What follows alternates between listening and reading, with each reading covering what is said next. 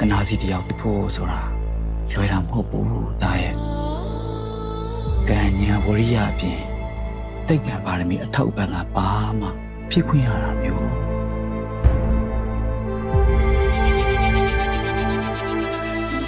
ဦးလေးတဲ့ကိုမေးကြလေးဒီကပုံကြီးပါလာမယ်ဟေးဒီကျွဲသိမ့်သိမ့်တို့ရဲ့ကျမလာတော့ရဲ့ဟေးမင်းကြီးရတာလေယောက်ျားလူမိန်းမလူဘာကောင်မှကိုမသိဘူးအကောင်မဟုတ်ဘူးဟေးကောင်မယောက်ျားမဟုတ်ဘူးယောက်ျားမဟုတ်ဘူးမဟုတ်ဘူးစိတ်နာရဲ့ဒီမေကိုရဲ့အလဲနှလုံးဟေးလေးပြီးလိုက်ရှင်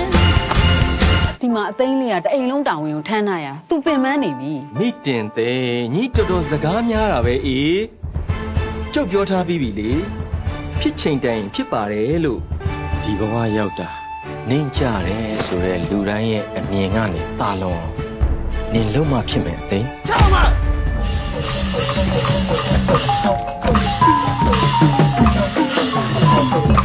ဒူရဲ့ဒီ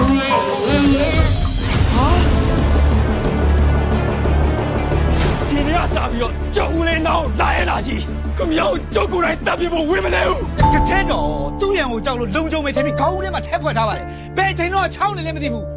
ဟဲ့ငါပတ်သက်ပြန်ဖေးနင်ပတ်သက်ကိုပိတ်ထားလိုက်တော့ငါနာ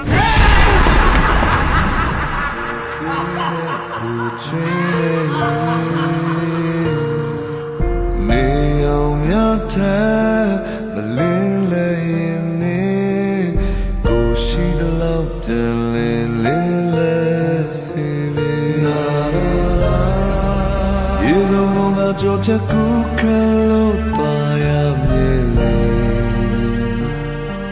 တခြားဘဝတွေတွေ့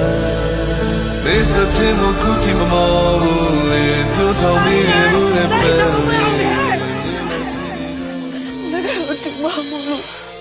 မတူနိုင်ဘူးလေငါကတော့ဘာဖြစ်လို့လဲသူတို့ကဘာလုပ်နေလို့လဲကမင်းလည်းသူ့မခွဲနိုင်ဘူးအနာမျိုး96ပါရန်သူမျိုး5ပါးမှာကင်းဝေးလောကီလောကုတ္တရာနှစ်ဖြာလုံးနေလဲကောင်းမွန်သောအကျိုးကျေးဇူးများကိုသာရရှိခံစားနိုင်သောသူတော်ကောင်းသူမြတ်လောင်တွေဖြစ်ပါစေကွယ်